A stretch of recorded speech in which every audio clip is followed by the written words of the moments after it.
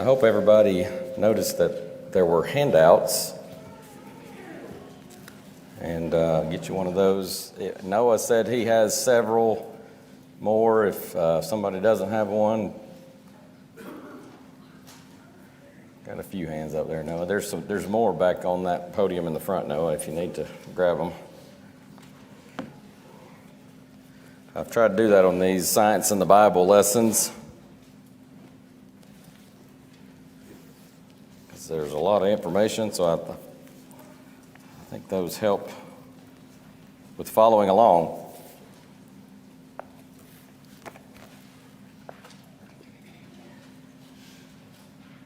Up here, Noah, Miss Pam, and does Jimmy want one? He does. He gave his away. Miss Pam, and then Jimmy needs one, Noah.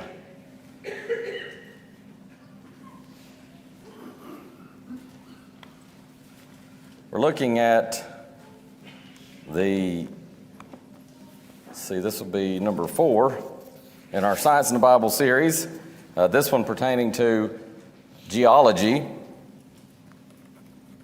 I will tell you, of course, I've mentioned that all these lessons come in large part from this book, The Bible and Science by Wayne Jackson.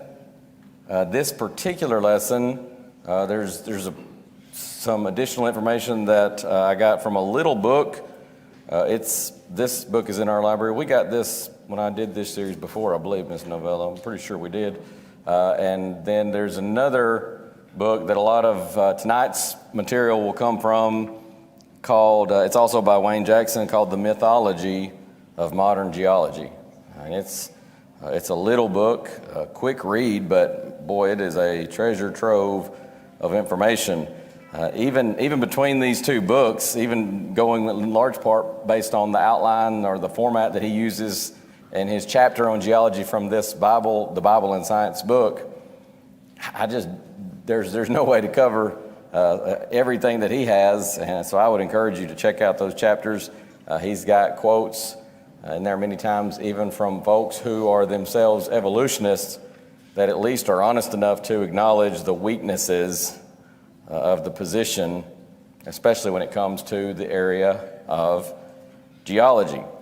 But when we talk about geology, we're talking about that which, the science that involves a study of the history of the earth. Does everybody need a handout? Got one, by the way? I see Scott back there. He's ready and willing if you need one.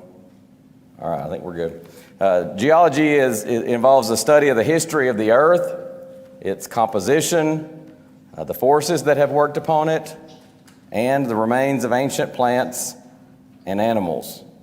Geology was kind of a fledgling science until the advent of Darwinism. Some folks call geology the biography of the earth. That's what is alleged by many folks, at least.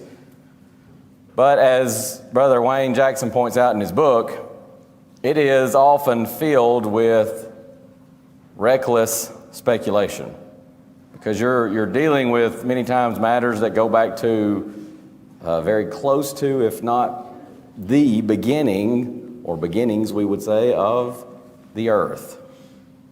These are so distant, these times are so distant that it's shrouded in mystery. And so a lot of times geology, as with a lot of other scientific fields, gets off into some pretty wild speculation. There are those who will claim that geology is somehow proof of evolution. Others, though, are more reserved with that. Even many evolutionists are at least honest enough to say, well, you can't rely on this as some kind of a proof of evolution. But geology is an interesting study. Have a picture here of the Grand Canyon. Probably some of you, probably many of you have been there. If you haven't, we've at least seen pictures of it and videos of it and things like that. I was able to go one time. I was college age and went out there helping a buddy move out west for his grad school. And so we just made a big road trip out of it and stopped at several different interesting sites ranging from the Hoover Dam to the Roswell, New Mexico UFO museum, supposedly UFO, you know. But we went to that, and of course we had to stop at the Grand Canyon. We went and saw several different sites and places on the way. The Grand Canyon is just, of course, and if you go, unless you go and just stay there for a really long time, you see just a piece of it because it's so massive. And I grew up hearing, for years as a child, grew up hearing the Colorado River over millions of years carved out that Grand Canyon. And just, sometimes as a child, I remember just thinking like, man, can you imagine how long that took? Before we get into the meat of our study, I want to read a passage from 2 Peter chapter 3. And really, we kind of need to begin and end with this passage. 2 Peter chapter 3, he's kind of winding up this epistle, and he kind of a conclusion. Of course, most of us realize that the chapters and verses weren't there in the original. It was a letter, a general letter, or general epistles, we sometimes call it. But as he's sort of weaving his way toward his conclusion here, he says, "This second epistle, beloved, I now write unto you, in both which I stir up your pure minds by way of remembrance, that you may be mindful of the words which were spoken before by the holy prophets, and of the commandment of us, the apostles of the Lord and Savior. Knowing this first," he says, "that there shall come in the last days scoffers, walking after their own lust, and saying, where is the promise of his coming? For since the fathers fell asleep, all things continue as they were from the beginning of the creation." Now remember that phrase, because that is a key to evolutionary thought, and especially as it pertains to geology. All things continue as they were from the beginning of the creation. But listen to what he says. "For this they willingly are ignorant of, that by the word of God the heavens were of old, and the earth standing out of the water and in the water, whereby the world that then was, being overflowed with water, perished. But the heavens and the earth, which are now by the same word, are kept in store, reserved unto fire against the day of judgment and perdition of ungodly men." Then he says, "But beloved, be not ignorant of this one thing, that one day is with the Lord as 1,000 years, and 1,000 years as one day. The Lord is not slack concerning his promise, as some men count slackness, but is long-suffering to usward, not willing that any should perish, but that all should come to repentance." There were those, he says, that will, even in that time and to this day, that have this idea, all things continue as they were since the creation of the world, since the beginning. He says, well, they're kind of forgetting something. And in Peter's case here, he says they were willfully ignorant. He's talking, of course, about the flood, the Genesis flood, the Noahic flood, the flood of Noah's time, that we read about in Genesis chapters 6 through 9. That's kind of what we see here, those divergent views, and that's really our first major point here. And I don't have a handout with me, but I believe that's how I've got it on the handout as well. Divergent doctrines. There are two fundamentally different views, diametrically opposed viewpoints that separate creationists and evolutionists. The first we would call, and is referred to as, uniformitarianism. And you can hear just within these words themselves at least get an idea of what they mean. Uniform, meaning the same. When people wear uniforms, they're clothing that is very similar, if not exactly the same. We say things are uniform in design, uniform in appearance. We understand what that means. That's the idea. This viewpoint, uniformitarianism, teaches that the earth's features as they are resulted from a gradual change, and it happened over a long period of time, supposedly several billion years. I believe it was the famous evolutionist George Gaylord Simpson who made the statement, this is an evolutionist, made the statement, time is the hero of the plot. And the idea, and this is why evolutionists have to have the billions and millions of years, because the idea is, well, I mean, I realize life doesn't come from nothing now, but hey, give it enough time and anything can happen. Well, that's true to an extent, but there are some things that won't happen no matter how much time you give it. And life is not coming from nothing, no matter how much time you build into that picture. Nevertheless, that's the idea. Time is the hero of the plot. Earth's features as you see them now are the result of gradual change over a long period of time, often billions of years.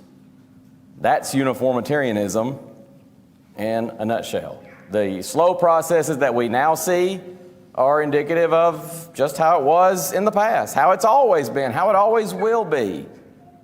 And so the catchphrase is, that you'll hear so often, the present is the key to the past. Or sometimes it's stated the present is a key to the past. But I've even heard it stated the present is the key to the past. And so you see something like the Grand Canyon and someone says, oh, well, I mean, look at the Colorado River, just kind of meandering its way through that gorge.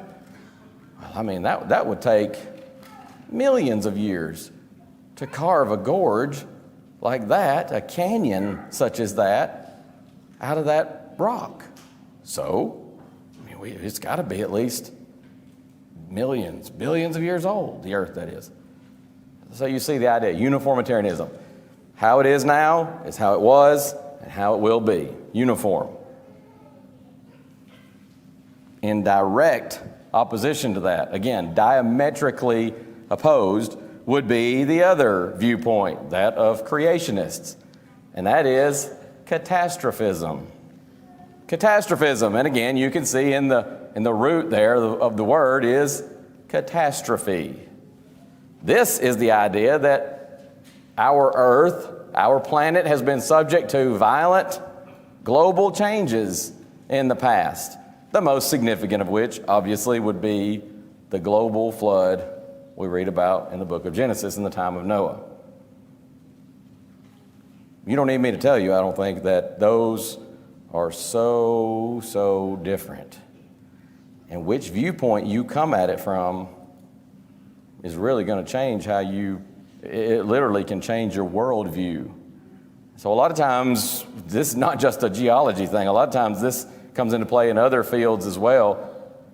It's what is your viewpoint going to be? And so what we want to know, though, in our study, hopefully we want to be honest people and go where the facts, where the evidence leads us.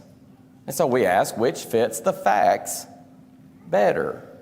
Where does the evidence point us? To uniformitarianism or to catastrophism?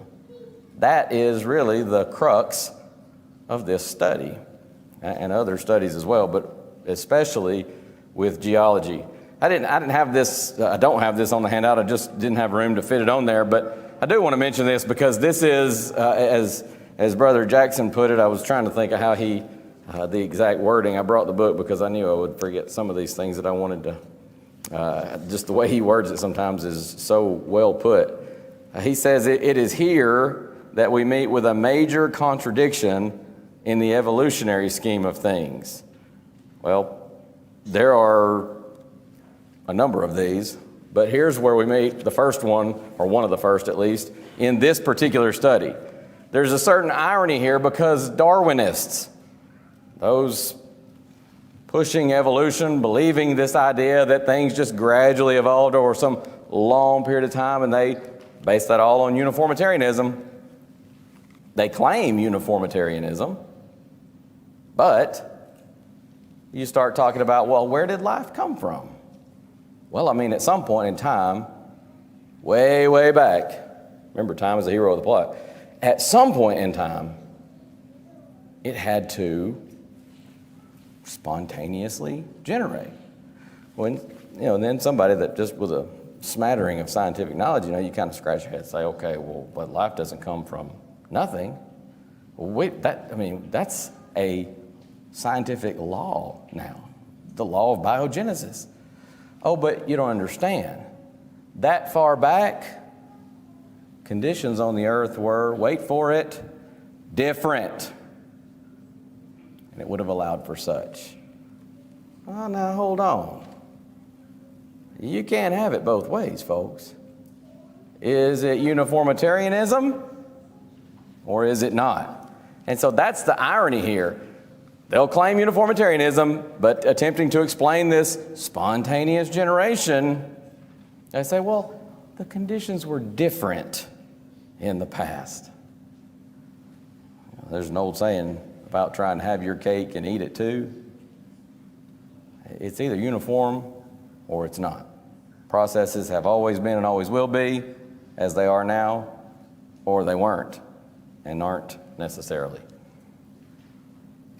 So you see, that's just one of many ironies and really contradictions that you see as you study through, especially with geology. But those are the divergent doctrines. They're so opposed, just polar opposites.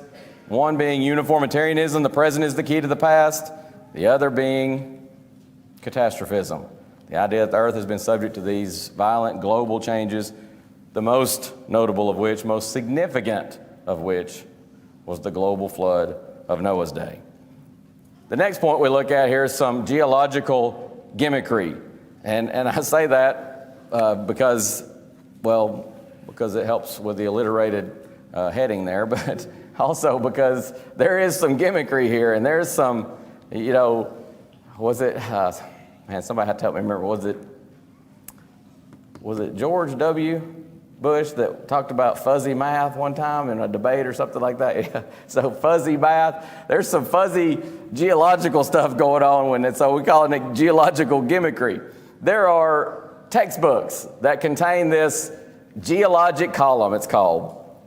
And a lot of times you'll have it in chart form, and I've got a picture of it. I don't know, I'm hoping it'll show up well enough that the folks toward the back can see it. But you have this geologic column that you see a lot in textbooks, supposedly showing the different ages, geologic ages, representing various life forms as observed in the fossil record, beginning with the very simple, and it moves as you come up the layers. Of course, those lower layers being deeper and supposedly much older, and then it moves gradually up toward the present and gets up here. The more you come toward the present, the more complex the life forms get. Probably even our young folks, maybe even as early as elementary school, probably I would think almost certainly by middle school, junior high school, you're going to see this geologic column. There are some things that a lot of folks don't realize about this geologic column, though. A, it exists nowhere on Earth except in those textbooks. It's not so neatly laid out as they want to claim that it is. It also is based upon a grand assumption. That grand assumption being evolution.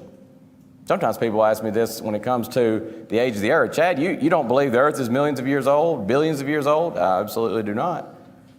You just basing that, because a book says that? Well, I would say yes, because that's not just a book. It's a book that has stood the test of time.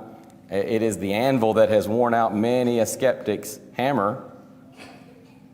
B, there's other evidence that corroborates the biblical record. And sometimes people will come back after something like that and they say, but in fact, I've had it said to me fairly recently, what about, there are these carbon dating methods and things, and they have shown, fossils and things like that to be millions of years old. What do you do with that, Chad? I said, well, you've got to peel back the layers a little bit and study this. And I don't claim to be some kind of an expert, but there are folks who study this. It is their life's study. I've mentioned before there's the book by Whitcomb and Morris. We have a copy in our library called The Genesis Flood. I meant to ask Scott if he is like me and still has his dreams haunted by that book, because we had to read that in Brother Cates' evidences class in preaching school, and it was it's complex. But they were PhDs. And especially, I forget which one of them in hydrodynamics, things like that. I mean, just really, they get pretty deep with it. But there are folks that have studied this, and one of the things that they go over in that book is there are dating methods that date, and in those carbon dating methods and things like that, there are built-in assumptions, and they assume that evolution has taken place. Well, if you start with that assumption, that's what you're going to end up with. I like how, again, I wanted to mention to you and give you the way he words it in his book. Here's how Brother Jackson puts it in page 45 of the Bible and Science. This is going with this subpoint that's on the slide here. It is a contrived construction. He's talking about the geologic column, based upon the presumption that evolution has occurred. I love this illustration. Suppose we have several dominoes scattered on a table. These will represent different strata, layers, of the earth with their respective fossils. How shall we organize these? If we assume that evolution has occurred, we organize from the simple to the complex. If we assume that evolution has occurred from the simple to the complex, we will stack the dominoes accordingly. Make a chart of them and publish it in a textbook. We need not be bothered by the fact that in the real fossil record, these layers are often all mixed up. The theory must take precedence over the facts. And folks, that's how often it goes. So often they will just decide, because they are assuming, built-in assumption there, that evolution has occurred.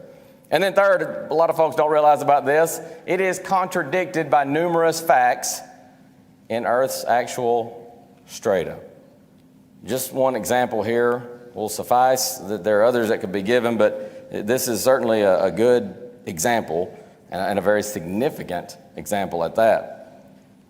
A 2+ billion year old, and that's being conservative by some folks' estimate of the age of the earth, but even going with just a 2+ billion year old geologic column on this earth would be about 130 miles deep total. And yet the strata of the earth is only about 25 to 30 miles deep. You just can't fit evolution and the time that it needs into that. That's just one example. Here's that chart, this geologic column, and you can see of course, down here at the bottom would be your oldest. Fossils older than Cambrian age are rare. It says this earlier span of time is usually called simply Precambrian. But they've got a representative life form from each one, trilobites down here in the Cambrian period, and all these other ones that I'll let somebody else try to pronounce. Then, it just kind of moves up, and you can see that the life forms gradually getting a little more complex up here to primitive reptiles, first dinosaurs, quarry dinosaurs, last dinosaurs, primitive horses. And then over here on the left, these numbers in white as you go down are supposedly the millions of years before the present time, all the way down to 570 million years. And this is a common thing that you see again in textbooks. Brother Jackson in his, let me double check. Yeah, it's in the Mythology of Modern Geology. He has a section in there, and he calls it Great Expectations, Greater Disappointments.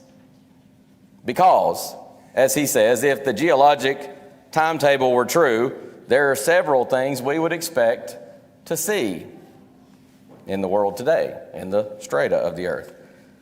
Number one, the earliest strata would contain sparse life forms as compared to later strata, with a gradual proliferation as you move upward in the geologic column. Number two, the earliest types of life would be exceedingly simple, with complexity increasing at higher levels. That makes sense, right? Because you're going up the evolutionary scale. I mean, you see it here from the little trilobite here all the way up to these horses and getting on into modern man and things like that.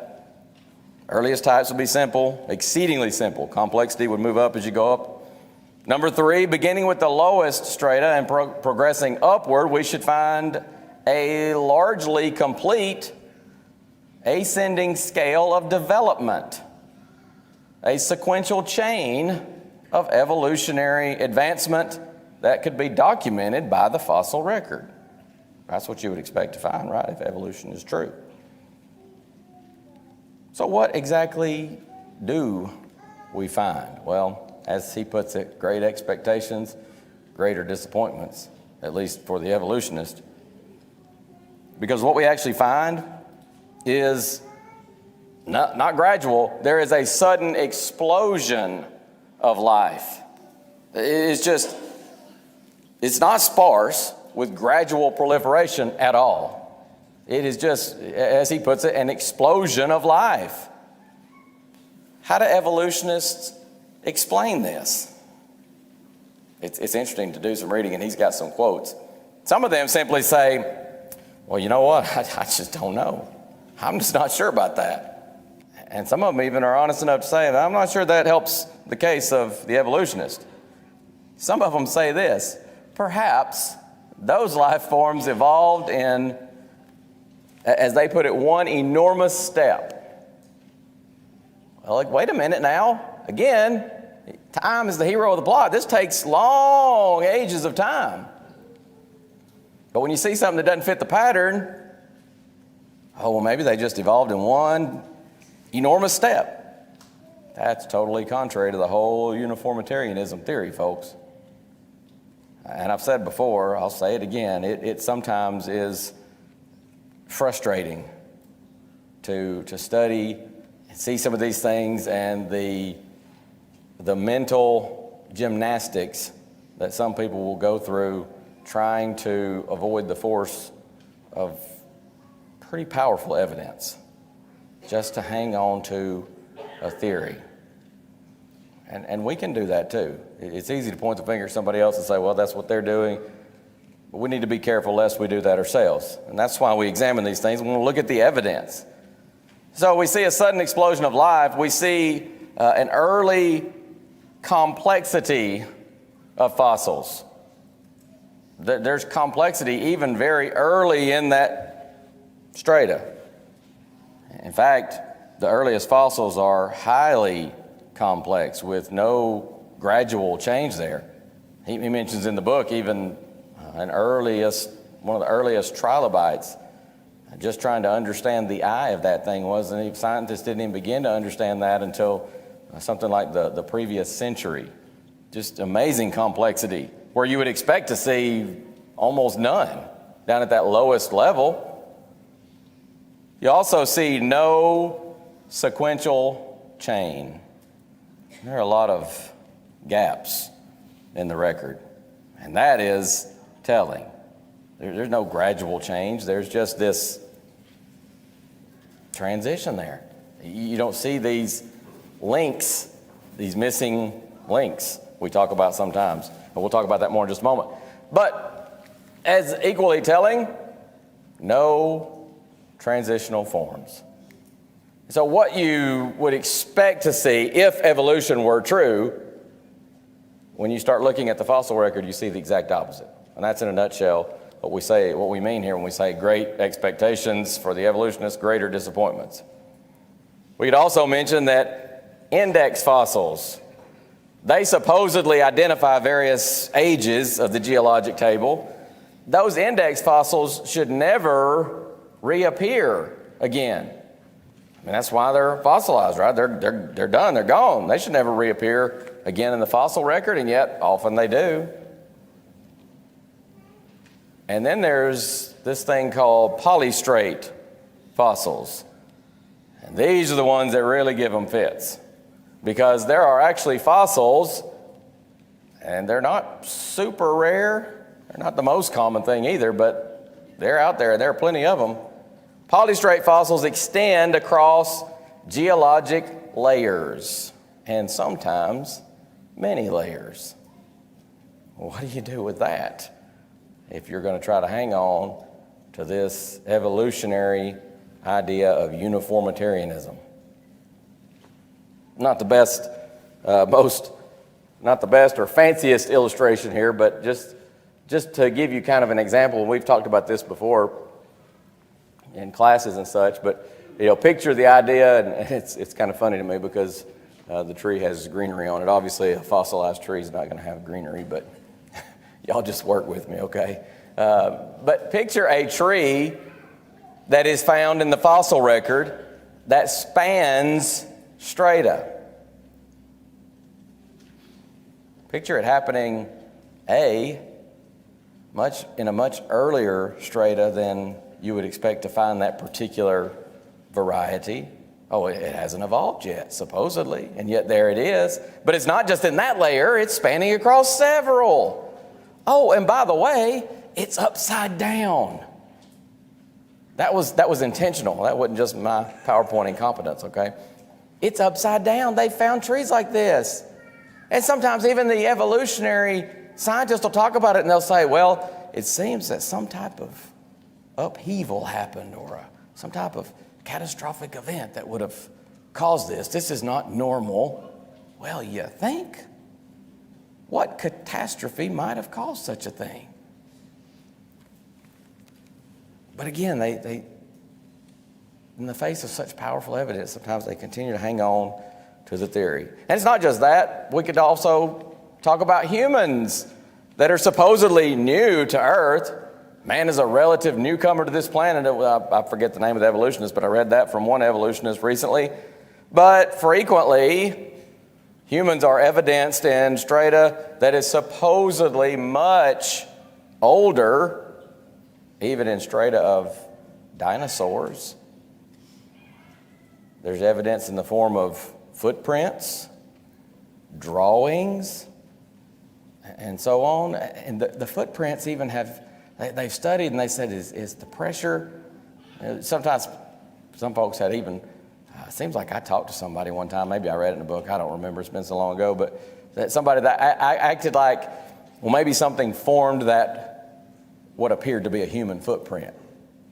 Maybe something formed what appeared to be a human footprint. Maybe a human foot formed what appeared to be a human footprint. But they've done studies on it, and it shows the pressure is just like what a human would make walking. There's a quote here commenting on human footprints that are found repeatedly in Carboniferous formations from supposedly 280 million years ago. This is from an evolutionist, Albert C. Ingalls. Here's what he says. If man, or even his ape ancestor, or even the ape ancestor's early mammal ancestor, existed as far back in the Carboniferous period in any shape, then the whole science of geology is so completely wrong that all geologists will resign their jobs and take up truck driving. Hence, for the present at least, science rejects the attractive explanation that man made these mysterious prints in the mud of the Carboniferous period with his feet. And to quote from Brother Jackson in his book, I couldn't have put it any better. He says, what was that about the objectivity of science? Oh, well, this just can't be true. I mean, I know it's identical to a human footprint. It even has the pressure markings as if a human actually walked and put that footprint down. But I mean, if that's true, we've got it all wrong. Therefore, it cannot be true. What did Peter say? This they willingly are ignorant of. It's not a bad thing to be ignorant of something if you study and learn the truth. But you know the old saying, I've said it many times before. I heard it a few years ago and it has stuck with me. A man who is honestly mistaken upon learning the truth will either cease to be mistaken or cease to be honest. And then let's talk about fossil facts. You can see why we call that title, that point, geological gimmickry. Fossil facts. There's so much that we can say here, but kind of sum it up in 6 points, 7 technically. One I just realized after the fact I'd printed all the handouts. I realized I left one out. I think the only thing I can think of is I was maybe had kind of included it. I think I just overlooked it. But anyway, number 1 here, the explosion of life forms in the fossil record agrees more with creationism than the gradualist evolutionary view. If evolution were true, we would expect to see different life forms sporadically, gradually appearing, and then proliferating. But that's not what we see. We see fossils scattered all throughout the geologic column, the so-called geologic column. Every major invertebrate animal group has been found at the so-called Cambrian level. That was the bottom of that chart, you recall. That would be expected as a result of something like a global flood. Number 2, the universal complexity of life forms in fossil records is more indicative of creationism than accidental, blind, progressive evolution. Again, fossils in the Cambrian period are amazingly complex. They're not as simple as folks sometimes want to make them out to be. There's some amazing complexity there. If evolution were true, we should find fossilized organisms in various developmental stages with the gaps filled in. That's not what we find, of course. And that leads us to number 3, the missing links. Oh, people talk about the missing link sometimes. It's more like missing links. All of them. All the links are missing. The missing links between different kinds of plants and animals argue more for specialized creation than for gradual evolution. Brother Jackson in his book says evolutionary geology is more like gapology. The Bible affirms everything was created after its kind, Genesis 1.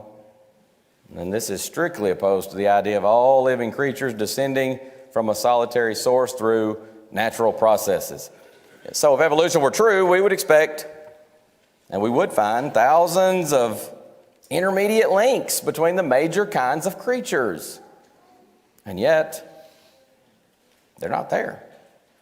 You don't find these links. So it's not a missing link, it's missing links. Here's the one that I didn't have on the handout. Demise of the species. If evolution were true, we should expect to keep seeing new organisms appearing and proliferating. In fact, sometimes that's the common sense question we ask, right? When we're thinking about evolution, if it's true, why are things not still evolving? Why would stuff just stop evolving? Now, I do think it's important here to mention there's a difference in microevolution and macroevolution. There is microevolution. That is a known fact. That is adaptation within kinds. But you know what will never happen is macroevolution. Never has, never will. You don't have one kind evolve into another, such as an ape or something like that evolving into a human. It doesn't happen, folks. It hasn't happened. It won't happen. It can't happen. We see far more creatures going extinct, however. Now, you expect, again, the opposite of that if evolution were true. What about the progressive degeneration of Earth's inhabitants? That agrees more with the Bible than with natural selection. Romans 5:12 talks about as by one man sin entered into the world, and death by sin, and so death passed upon all men, for that all have sinned. Listen to Romans 8, beginning at verse 20. For the creature was made subject to vanity, not willingly, but by reason of him who has subjected the same in hope, because the creature itself also shall be delivered from the bondage of corruption into the glorious liberty of the children of God. For we know that the whole creation groaneth and travaileth in pain together until now, and not only they, but ourselves also, which have the first fruits of the Spirit, even we ourselves groan within ourselves, waiting for the adoption, to wit, the redemption of the body.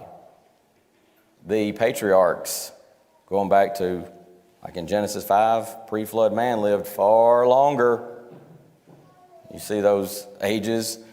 Methuselah, the oldest man, 969 years he lived on this earth. And the fossil record agrees that there is a gradual degradation or degeneration. The degeneration of creation makes sense in light of the fall of man and the entrance of sin into the world and its effects on humanity. What about the massive fossil graveyards? That's more consistent with the Bible and catastrophism. Some 70% of fossils are sedimentary. Water-laid, in other words. Well, that does make sense, doesn't it? If there was a global, worldwide flood, this is why we even have fossils, folks. Because typically, if an animal just dies out there, well, you've got buzzards and all kind of scavengers that come and they will eat the body. They will eat that carcass. So how do you end up with fossils?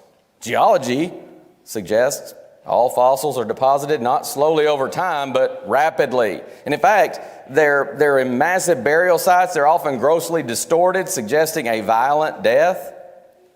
Does that agree more with evolution or something like a global flood? To ask that question is to answer it. And then identical structure of fossil creatures and their modern counterparts. That argues for stability of kinds, not transformation of life. When you compare fossil records with modern day living counterparts, there is some degeneration, as we mentioned earlier, but the structural composition is essentially the same. Wouldn't expect to see that if evolution were happening. Mentioned George Gaylord Simpson earlier. He says, an oyster of 200 million years in the past would look perfectly familiar if served in a restaurant today. Folks, the record borne out in the fossils does not support it. The geologic table or column, even this concocted geologic column doesn't support it. And so as Paul says there in Romans 1:20, they are without excuse. The findings of true geologic science are far more in harmony with the Bible and the biblical record than they are with the theory of evolution. I want to give you one final quote here from Brother Jackson's book as we close out. He says, a careful and honest survey of the geologic record can lead to only one conclusion. The findings of true geologic science are far more supported in the Bible than they are the theory of evolution. This is simply beyond dispute. And then he quotes from Dr. Lewis T. Moore, professor of physics at the University of Cincinnati, also an evolutionist. A few years back, he says in a series of lectures at Princeton University, here's what he said: the more one studies paleontology, the more certain one becomes that evolution is based upon faith alone. That came from an evolutionist. The evidence is there. Let's look at the evidence and go where the evidence leads. An honestly mistaken person learning the truth either ceases to be mistaken or ceases to be honest. Again, what did 2 Peter 3:9 say? God's not willing that any should perish, but that all should come to repentance. And he goes on to say, the day of the Lord is going to come as a thief in the night. The world will be destroyed. And in verse 11, he says, seeing then that all these things shall be dissolved, what manner of persons ought you to be in all holy conversation and godliness? God is, and I can't speak for every single person, but sometimes folks are so resistant to the evidence and to the facts because they don't want to acknowledge that if God is, I'm going to stand before him one day and give an account. And that's why we do what we do. That's why we encourage Bible study. That's why we extend heaven's invitation. That's why we beg and plead and prod, because our time here on earth, even if we live to what we would call a good ripe old age, as James says, is just a vapor. It appears for a little time and then vanishes away. You may live to be 100 or older. One day, if the Lord tarries, we're going to leave this earth. And what then? What then? Where will your soul be in eternity? Do you need to obey the gospel of Jesus Christ? Do you need to become a child of God? Do you need to study that further? Do you need to come back as a wayward child of God? Can we encourage you, help you in some way to get right, to stay right with the Lord? If so, that's why heaven's invitation is extended. Will you come while we stand and sing to encourage you?